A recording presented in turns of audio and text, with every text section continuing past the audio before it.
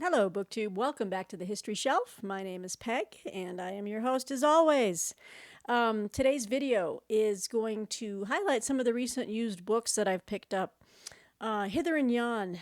One of which was going to be my March Mammoth read, which was really kind of laughable. You know the saying, man plans and God laughs. Well, that's what happened in March because of we moved in at the very end of February, but basically this whole month has just been spent with house stuff, trying to get last minute contractors out to, fix things and come out, and it's just trying to get mail set up and everything going on with a new home. And anyone who has gone through that understands that it is a long process before you are fully settled in. As you can see, I still have not reorganized the office space, but I hope to have that done in the next week. Here's hoping. But one of the tasks that I have allotted myself for the new home was to purge my library a bit and to curate it. As I have tons of books coming in all the time, whether I'm ordering them or review copies for the book review work that I do, or just anything like that. I have a lot of books coming in, so I need to make sure that I have books going back out. So for the last few weeks, I'm making weekly trips to. Oh, it's about a half an hour drive away now. It's not as close as it used to be, but we have a Second and Charles, which is I think it's a creation of Books a Million. They use Bookstore online, but anyway, I'm sure you probably have them in your neighborhood. And I got the nifty tote. I've got a few of these. And I have been unloading lots of different things for them and basically just taking the credit. Just running up a huge, I think it's huge. I think where I'm sitting right now, it could be almost $100 in credit. I have unloaded a lot of old books, books I'm not going to read again or whatever, movies, DVDs, because now that I do have is Blu-ray. And even then, I don't even think I need Blu-rays anymore. What was streaming available? So it's all these things. And now I have like a ton of CDs back from my youth. No one listens to CDs, so why do I have them? I'm going to try to unload those as well. So I've been making weekly trips there to deposit and turn in old things for credit. And yeah, it's been pretty lucrative for me as far as store credit. So every now and then while I'm there, the last few times I didn't, up until this last visit, I would just dump off the stuff, say add it to my credit. I got to run. But this last time, I dumped them off and I was like, okay, I'm just going to take a look upstairs, just to see what's new in like the history section, biography, fiction, historical fiction, and even the clearance aisles, because sometimes you find something, a gem hidden in amongst all the junk of the clearance. And so anyway, I thought I'd show you some of my recent, pickups from the used bookstore, and a couple of things I have ordered, and I ordered these before we moved, so I just haven't had a chance to show you yet. But let's start with the book that I was going to try to attempt to start reading, because I knew I wouldn't finish it, but I was going to try to start reading this book from the March of the Mammoths, which is, March is almost over, and I haven't started reading it yet. But this is part of a trilogy, and this is by the author of the, I think most famous for Quo Vadis. And this is by Henrik Sienkiewicz. And this is with Fire and Sword. And I was able to procure a hard copy. These are very hard to find. This one's easier to find than, say, is it the second or the third? The third book comes in two parts. And so they run up into the hundreds on eBay and A-Books and stuff. But I thought I could at least read the first one and see if I like it enough to try to hunt down others. Look at it, even got a foreword by James Michener, but it's translated by W.S. Kunizak. And, I've been really intrigued with Polish history. I might even have Polish ancestry. My last name would indicate to everyone that I am Polish, but the story in my family is that we are German. In fact, my grandfather was born in a town that is technically within the borders of Germany, but I don't know how many times that border has moved. Who knows? Um, but I'm supposed to be German, but I really love the Polish people, and just so intrigued by the sterling, brave history of Poland itself. And I just love soaking up Polish stories and Polish history. And look at this. Look at this. And here's our author, Henrik. And this was published by Copernicus Society of America. Now, and distributed by Hippocrene Books. I have looked at their website. These are hard books to find that in a nice hardcover edition. You see some of the independently published editions of these of this trilogy, but you never know what you're going to get. I mean, they have the third book in the trilogy, which is broken up into two parts, is available in a really crappy looking cover, soft cover, but they're completely unabridged and everything. With Barnes and Noble of all places, they have it. So I don't know. We'll see where it goes. But I wanted to check this out with Fire and Sword. So let me read to you what this is about. This powerful novel, one of the greatest in European literature, tells the sweeping saga of war and rebellion that changed the face of Eastern Europe in the 17th century, and its heroic message rings just as forcefully today as it did when it was first published in Polish in 1884. It is a story of love and adventure, violent passions, monumental treasons, and towering commitments, set against the bloody background of Boden Himulan. Bear with me, okay, because this is not an easy name to pronounce, I'm telling you. Boden Himyelnitski's. You just have to sound it out. Himyelnitski's. Boden Himyelnitski's Cossack Revolt in 1640, told by a master storyteller who won the Nobel Prize for Literature in 1905. Hundreds of thousands perished in that national convulsion, which also gave birth to the Ukrainian nation. See, very timely.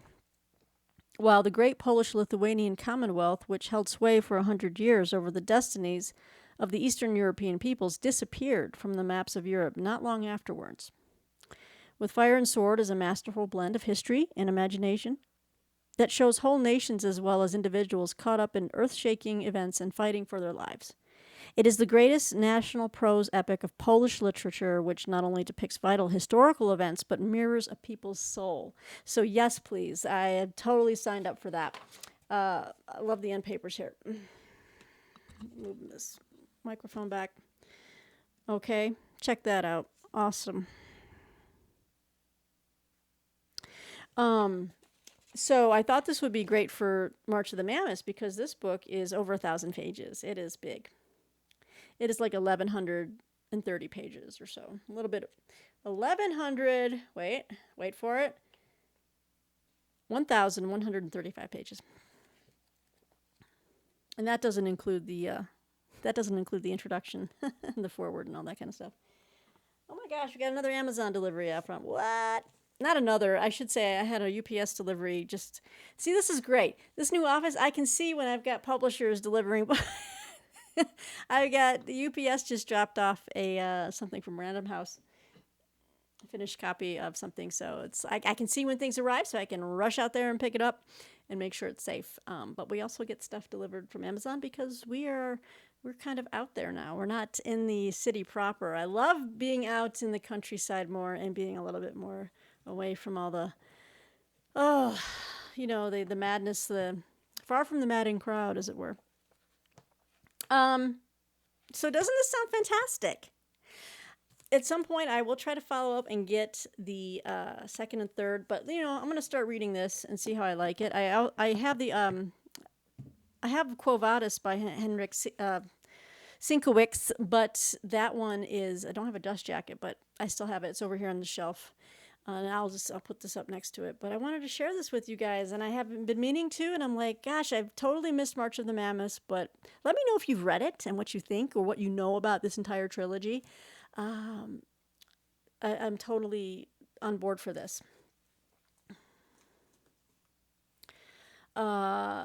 What else? Okay, so I think we're going to dig into this. Probably won't be a real long video because when I was at Second and Charles just the other day, I picked up a few books because I had again a lot of credit and I turned in a bunch of stuff, which I'm still waiting to hear back from as far as how much credit I accrued. I'm sure I'm at the $100 mark now, if not more. Okay, so as you can see, there is stuff in this trusty little bag. Let's start with a little. Let's start with the clearance rack, shall we? This was a little impulse buy. Normally I don't buy these mass market paperbacks, but this is an older paperback. It has that old type, artwork cover, and I had heard of this author, and I've seen her work. I think at the Second and Charles, I think a lot of people, or at least one person, must have purged their library, or maybe they passed away. But I've seen a lot of Taylor Caldwell books, and I was like, I've never heard of this writer. And then I looked her up, and she seems like a very fascinating person, and she's written a lot of things. I think she might be Catholic, I'm not sure, or was.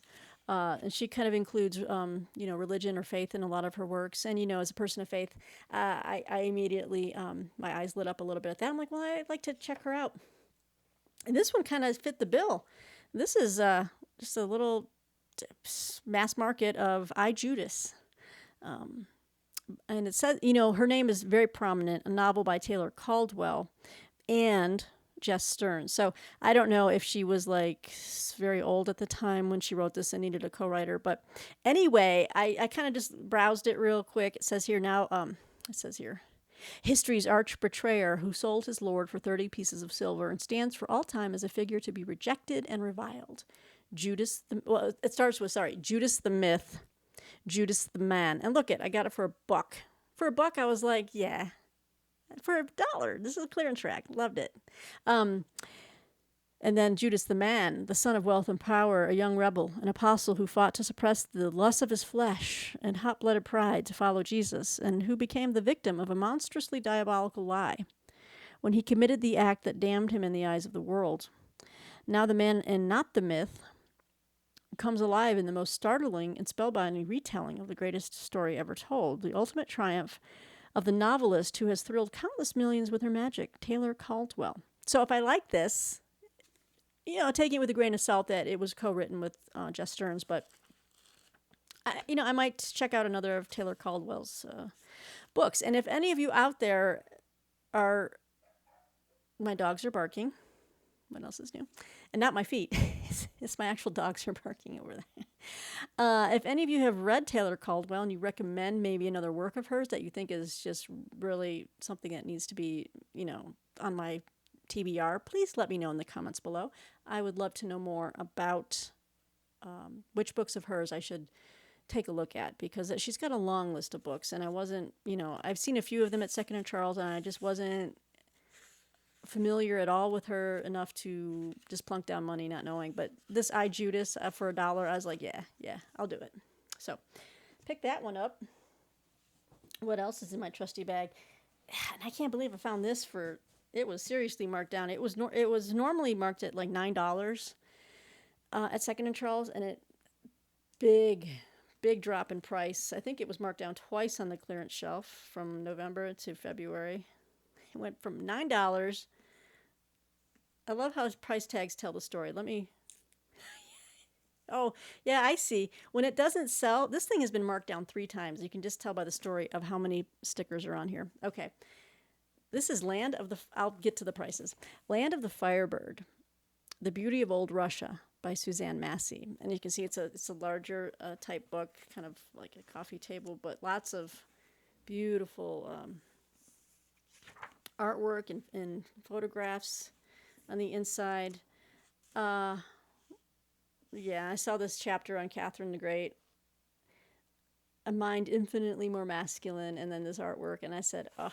And you know me with my love of Russian history, especially Russian history pre-Bolshevik. I mean, I'm also very interested in that, in the communism, because you got to know your enemy. It's not very popular right now to be a fan of Russian history. But before this madman, rose to the echelons of the highest echelons of power, Russia has a very intriguing history, beautiful history. I mean, look at culture, art, literature.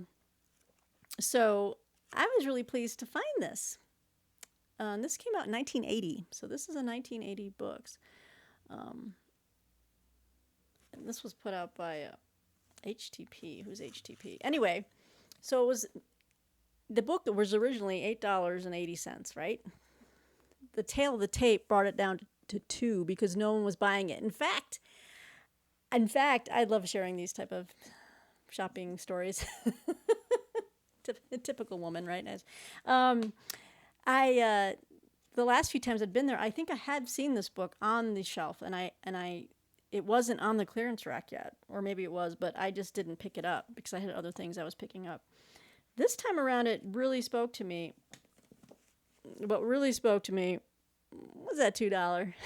And in fact, when the guy was checking out the book for me at the cashier, he's like, "That's quite a drop from $8 to $2." I said, "Yeah." I was like, "I got to, lock that on." And so pulling off the $2 sticker, I see that back in November it was $4 on the clearance rack.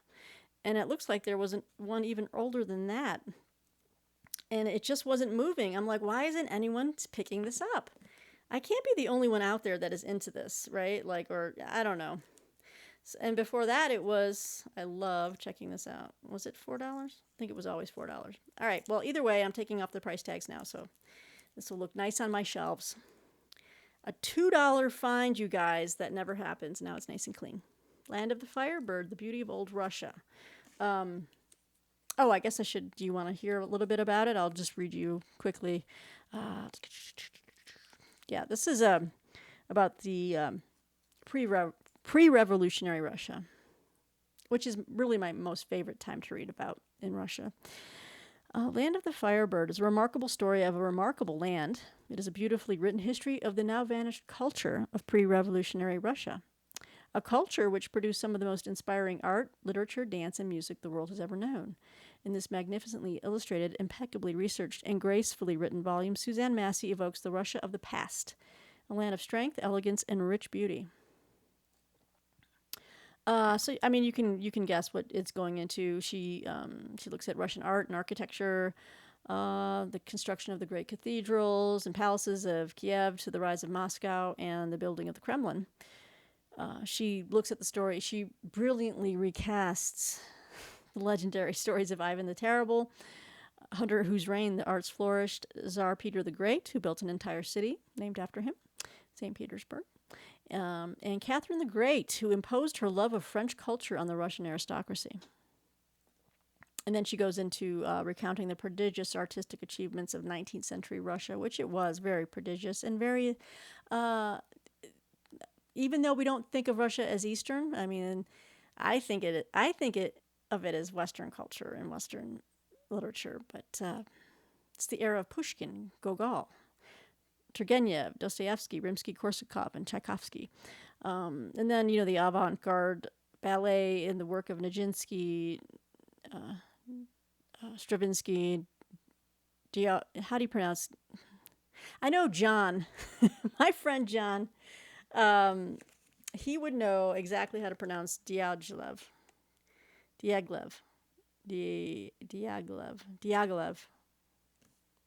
He was a great modern dance leader. I don't know how to pronounce that name. Anyway, but when I see it, I know who we're talking about.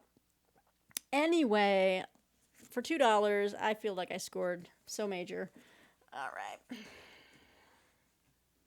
And there seemed to be a theme here, except for the Judas book. It was all like Russian history, and I was really, really pleased. Now, let's start with this one. We'll continue with this one. This is an older copy. It's $3.95, and I said, yes, please. I don't have this. Out of all the different books that I've had about Russia leading up to the revolution in 1917, I've never had this book. I don't think I've read it, and I don't think I've ever heard of this author. This is Edward Crankshaw. And I found this on the shelf, The Shadow of the Winter Palace, Russia's Drift to Revolution, 1825 to 1917. As you can see, it's a little bit beat up. I can tape these. It's still going to look kind of crappy, but let I mean, it's a nice hardcover. I don't even need the jacket, except for the fact that there's a nice photo on the front. I kind of like the black and white picture of, was this the massacre at, yeah, I think so. Ugh. There you go, right there. And there's our author. So this book came out, it's a nice decal-edged book. This came out from Viking Books back in, oh, let's see here. Hold, please. Come on. Oh, it's 1976. Okay, so this came out in 1976. We have some pictures in here. We do, in the middle. We got some illustration. There's Dostoevsky, our favorite. Nice. Ah, picture of all the czars. Yes, Nicholas the First, and then going down. So we have Nicholas the First, right there. Alexander the Second. You can see. I don't need to point. Oh God, can I not get this right? Alexander the Third, and there he is, the last Tsar, Nicholas the Second. All right, let's see here. The Shadow of the Winter Palace is a panoramic, illuminating account of a dynasty in decline, but it is much more than that. Edward Crankshaw's brilliant history of Russia under the last four czars shows how that colorful and mysterious country had within it the seeds not only of revolution, but also of many aspects of modern Russia, which we are apt to think of as peculiar to the Soviet state. In its main historical theme, I forgot my glasses. Sometimes I can do it without them. Sometimes I prefer to read them. Okay. In its main historical theme, this remarkable book tells how the autocratic Romanovs responded to the obvious need to modernize, liberate, and unify not only their country, but their government. Mr. Crankshaw weaves a colorful tapestry of dynastic, military, diplomatic, economic, and social history. From the opening scene, where glittering arrays of imperial guards faced down the rebellious confreres who were attempting the Decembrist revolt against the new young Tsar Nicholas I, through the extraordinary events of his reign, culminating in the disasters of the Crimean War and that of the Tsar Liberator, Alexander II, down through the strained and tumultuous decades of Nicholas II's reign, which ended, as we all know, with the Revolution of 1917, Mr. Crankshaw offers a brilliant narrative of a century of high achievement and equally of squalor and backwardness in the Russian imperial realm. His account is rich not only in event and in stirring political debate, but in an unforgettable personalities. The princes, generals, diplomats, artists, and radicals who contributed to the unequal drama of pre-revolutionary Russia. Mr. Crankshaw's absorbing and authoritative history is a remarkable literary achievement, bringing to light and life a Russia whose stunning, often tragic paradoxes seem undimmed. Even a century later. Well, that was in 1976. So fast forward to today. But this is a great find. I'm happy to have it for $4. But fast forward to today. And this last book, well, not the last book. I have one more thing I want to show you that I found at Second and Charles here. Fast forward to today, and this seems like a far more suitable read. But I've been meaning to get this. And I was going to order it from Hamilton Book for $8, but I was able to get it for $1 less. It's still a good read. And I have actually recommended this book. I've had a couple people say, what's a good book to read about Putin and the current situation in Russia as far as that regime. And I recommended this author as one that you really need to read. And this is The Future is History. How Totalitarianism Reclaimed Russia by Masha Gessen. I have read her books. This one I have not read yet, but I have read her other books that hinted at the coming of what was going to be written about in here about Putin. But she is a great, eyewitness to many of these things, and she's been following this story very closely. This book is available pretty much everywhere now. I was able to get this in hardcover and for free, right? Because I had all these credits. So I got it for free instead of ordering it from Hamilton Book. So, yay. Actually, I have a Hamilton book haul coming. It was one of those last big hurrahs before we moved.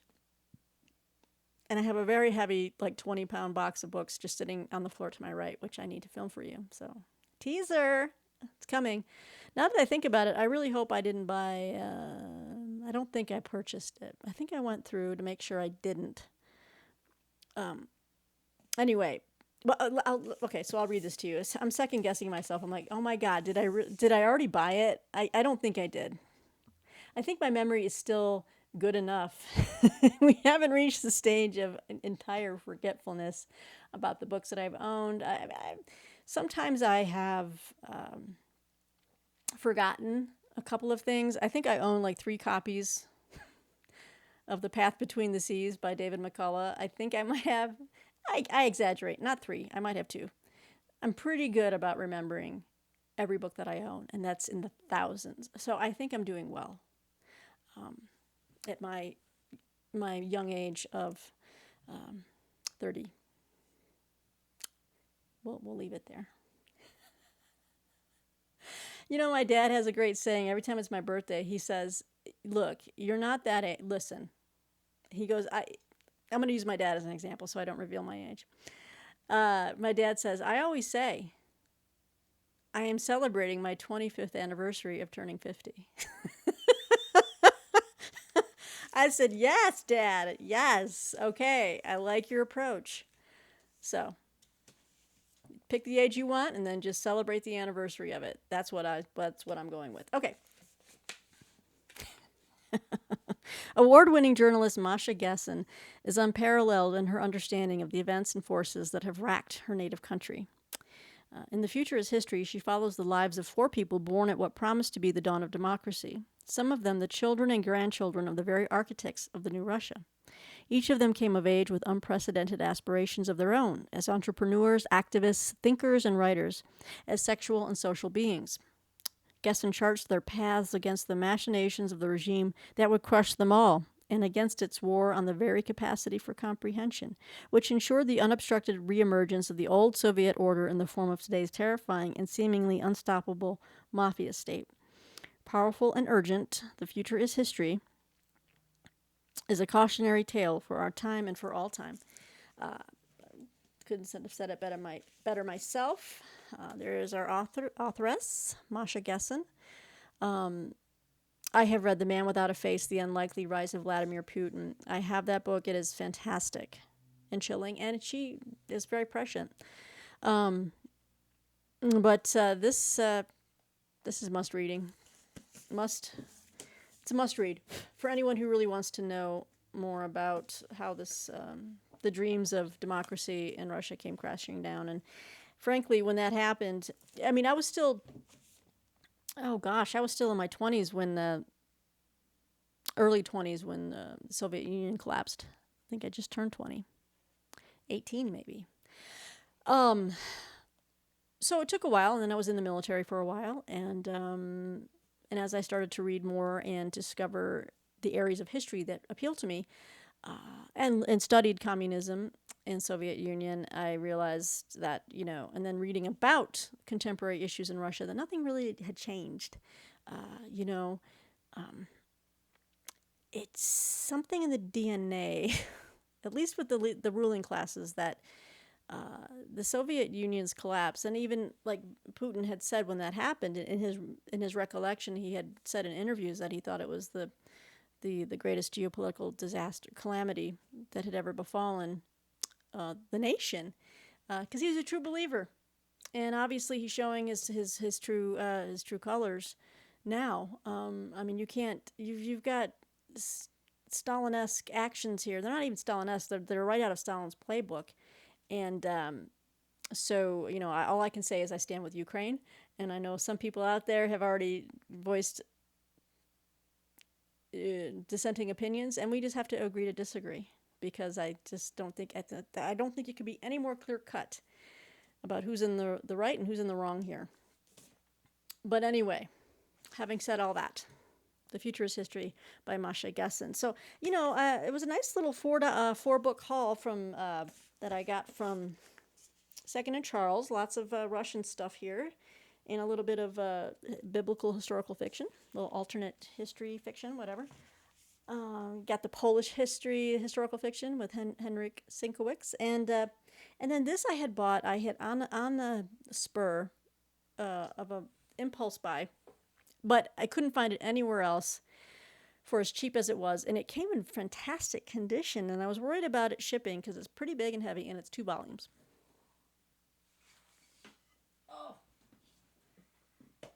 But I'm very happy to have it because this is my love of letters and letters between very intelligent, professorial, people who love writing and who love literature and who have a firm grasp on not only literature but history in some points.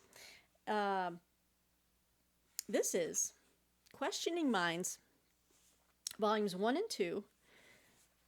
Look at this, and it came in a nice slipcase. I think I paid about $40 for this. I think that included shipping. Might have been $43. The letters of Guy Davenport and Hugh Kenner. Look at volumes 1 and 2, and it came in great condition. And this is used, but I just knocked myself in the head. It's pretty heavy. Well, I'll read this to you. So this goes in along with my collection of letters. I love reading letters between people. I don't know. I just love it. This is a lost art. You don't see email writing is just not the same. It just isn't. So let's read here. So both of these gentlemen passed in the early 2000s, but we've got Hugh Kenner. He was born in 1923 and died in 2003. And Guy Davenport, born in 1927 and passed away in 2005. I think very long-lived men there. First met in September 1953 when each gave a paper on Ezra Pound at Columbia University. They met again in the fall of 1957, and their correspondence begins with Kenner's letter of March 7th, 1958. In the next 44 years, they exchanged over 1,000 letters. An extraordinary document of a literary friendship that lasted half a century, the letters represent one of the great, and with the dawn of the age of text and Twitter, one of the last major epistolary exchanges of its kind. And that's what appealed to me. It's not like I really knew these guys or, knew what they did or read a lot of their work or whatever. I read this description and I was like, yes, I need to have this. Students and lovers of modernism will find in the letters matchless engagements with Eliot, Joyce, Beckett, Basil Bunting, Charles Tomlinson, R. Buckminster Fuller, Stan Brakhage, Jonathan Williams, and the American modernists William Carlos Williams, Marion Moore, and Louis Zukofsky. The correspondence ends with Kenner's letter of August 9th, 2002, lamenting how they had drifted apart. The extensive notes and cross-referencing of archival sources and questioning minds are a major contribution to the study of literary modernism. The letters contained within explore how new works were conceived and developed by both writers. They record faithfully and with candor the urgency that each brought to his intellectual and creative pursuits. Here is a singular opportunity to follow the development of their unique fictions and essays. So this is put out by Counterpoint Press. So a massive work. It's edited by Edward N. Burns, and that's a very big achievement right there. So I've got I picked this up. It wasn't cheap, but the fact that these gentlemen wrote to each other for half a century, I mean, that's amazing. So each volume kind of looks like that.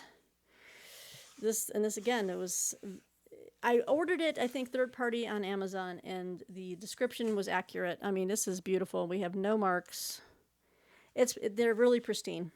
Whoever owned this took very good care of it. Woo! Just tons of the cross-referencing, the notes. Oh, this is beautiful. You can just get lost in these letters, You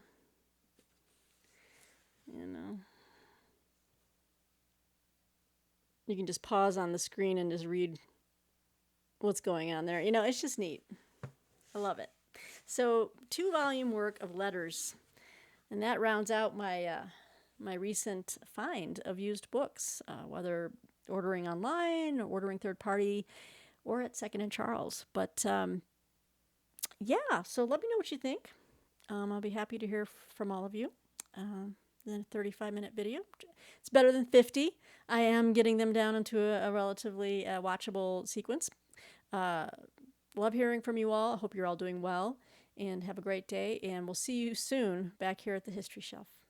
Take care.